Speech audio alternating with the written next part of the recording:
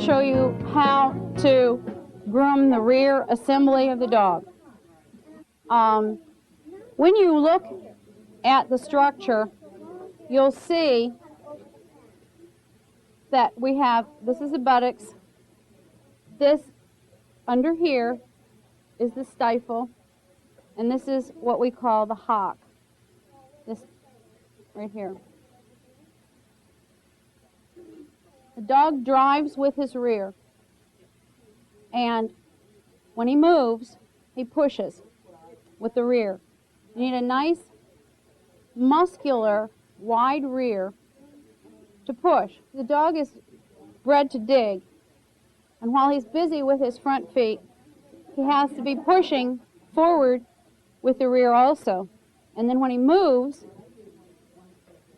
it has to be muscular.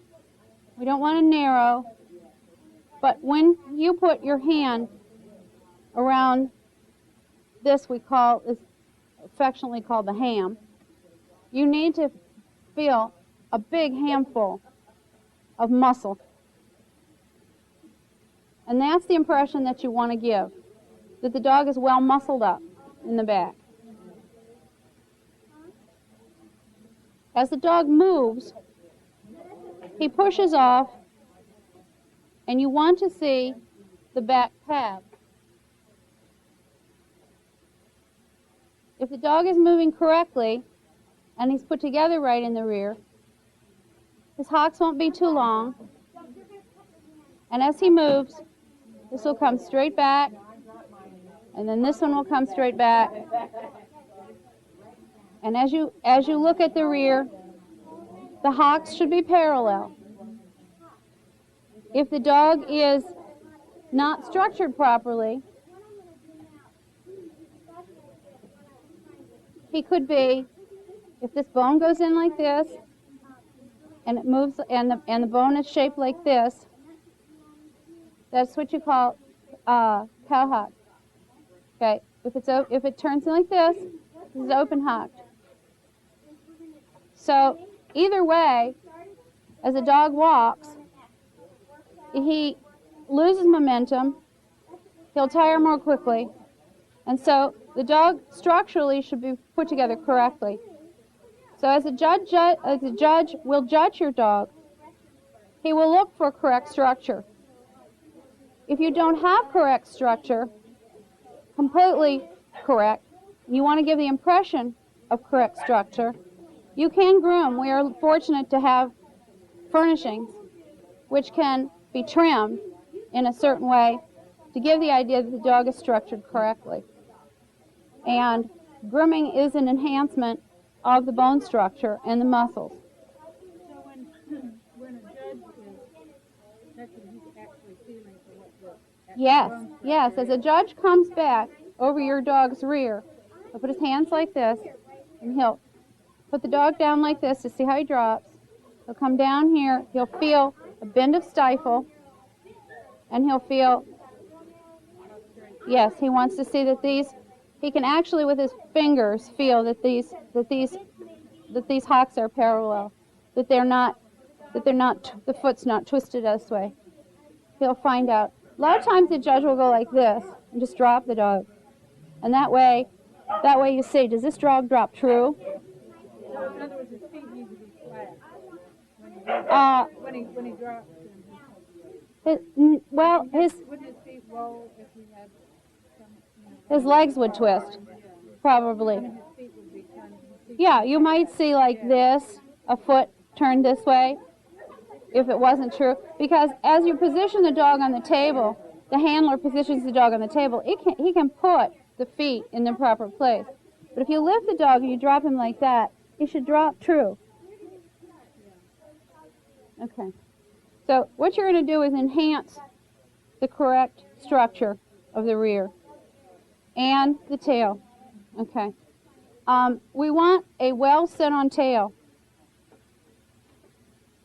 This little bone in here is called, this is of course the back, but when you come to the end of the loin, you have a little bone in here called the croup.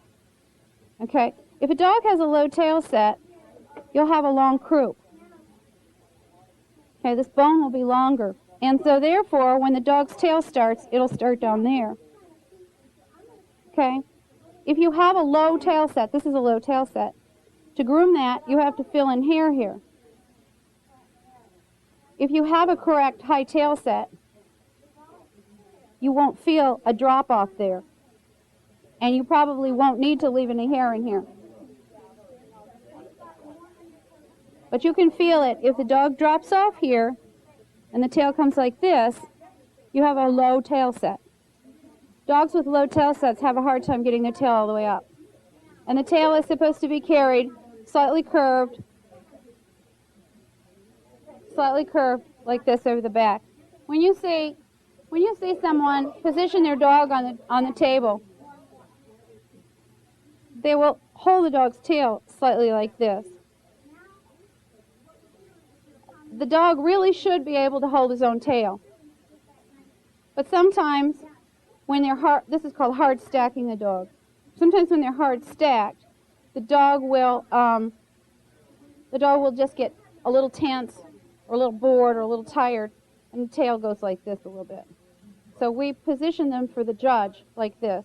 This is called hard stacking. Okay. The tail, I'm going to start with the tail, the actual grooming of the tail. The hair on the tail should be stripped. You can use a stone, and you know the technique for stripping. You can pull the longest hairs this way. The whole goal is to make a shape that looks like a carrot, so that when the dog holds his tail up, it looks like an upside down carrot. Wider at the bottom to a point at the tip. I like to make a tail flatter on the back. If the tail's well set, I like this to be smooth on the back with more of the hair built up to the front. This also helps the appearance of giving your dog a higher tail set, because the hair will come to the front. Okay. If a dog's got a nice tail set, and you take all this hair off in here, you can accentuate and show the wide rear and the tail set. If you leave this all shaggy, you give a wrong impression. If you leave too much hair here, if you leave too much hair in these two places, you'll make the dog look narrower in the rear. It won't have as broad, I call this a spanky butt. You won't have that broad spanky butt. If you leave a lot of hair back, too much hair back here, I don't know if you can see because this has been trimmed, but if you can see this, you leave too much hair back here, you lose that nice wide appearance. You see that?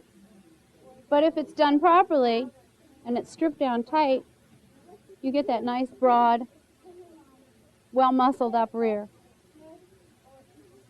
Okay.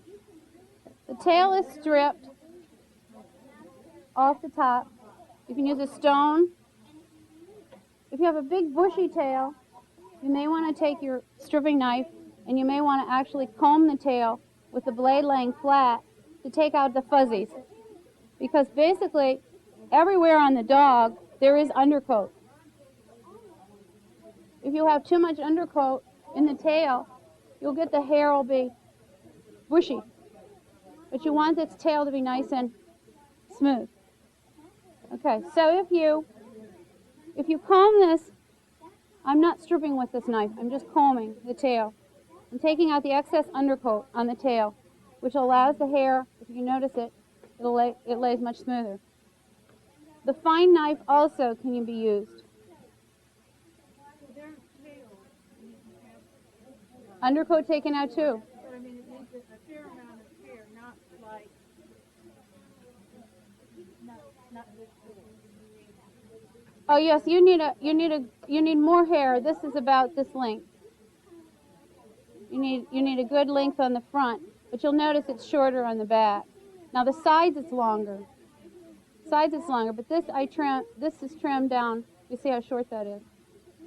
Okay, so which gives this a nice flat appearance, but the rest of it looks like a carrot. Okay. But you don't want these wispies sticking out here like this. And the worst possible thing is that flag up here. Okay. So you achieve that look.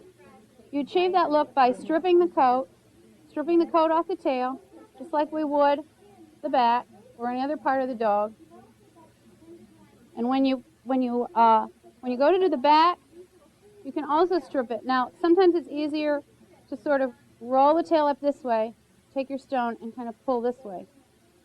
But I always pull the direction the hair grows. Pull it up this way. Strip off the back that way. Okay. And then you can also, again, as I said, take your fine blade and rake out the lighter color here on his tail is the undercoat. And I think you can see how I'm taking that out, which will make the tail hair lie smoother. Okay?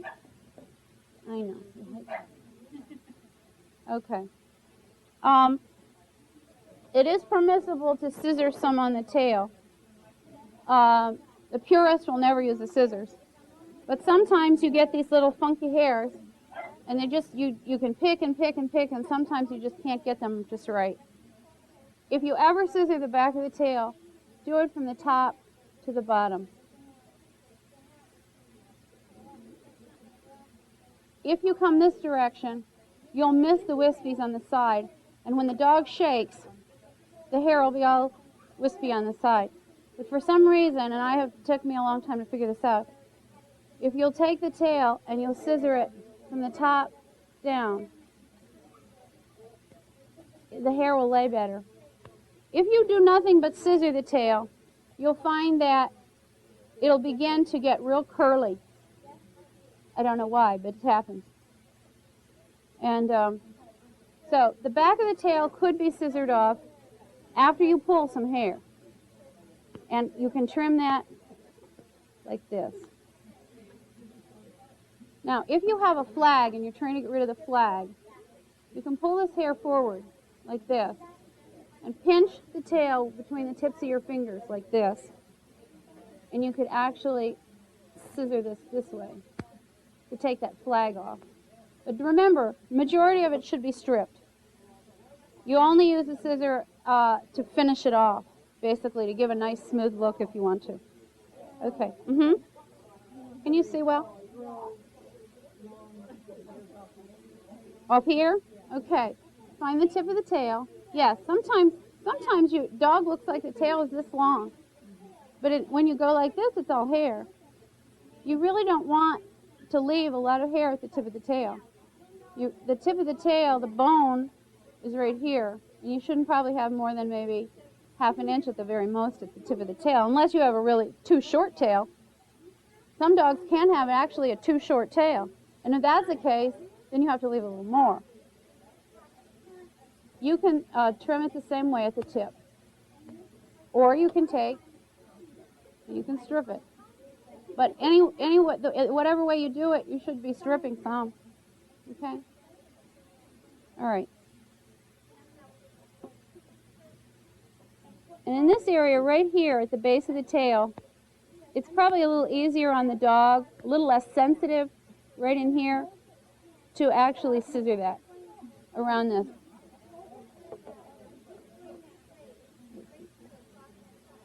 I would take these scissors and I would carefully trim away. And this is for cleanliness, so that fecal matter doesn't catch on the back end here. Now, the most important thing is that you only trim close in this area here. If you take it all out, and I have seen people actually use a clipper in this area, as the dog goes away from you, it looks like it has a giant headlight. So you don't really want that look. You want it to all sort of blend together.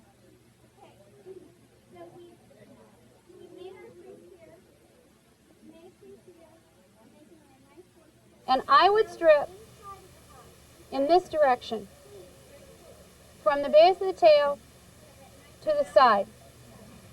I would strip this direction. Some people will strip it this way.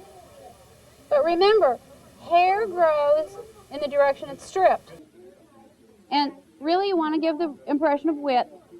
So you want to strip to the side.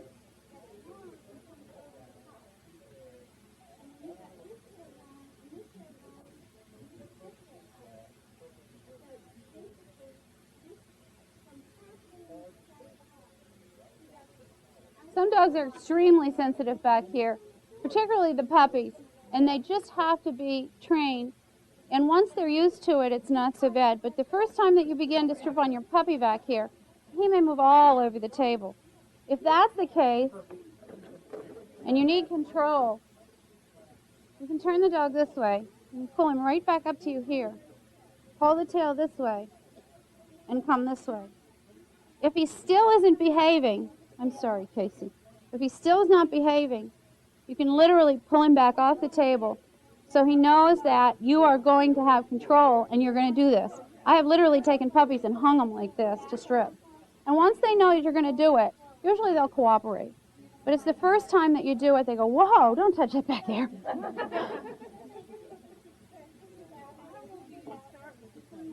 Oh, gee, first puppy trim. The first puppy trim starts at about it was around 8 weeks, but I don't actually strip this much on a puppy till it's closer to between 4 and 6 months, and I really start to strip back here. Up to that point, you can just take your scissors and keep it clean.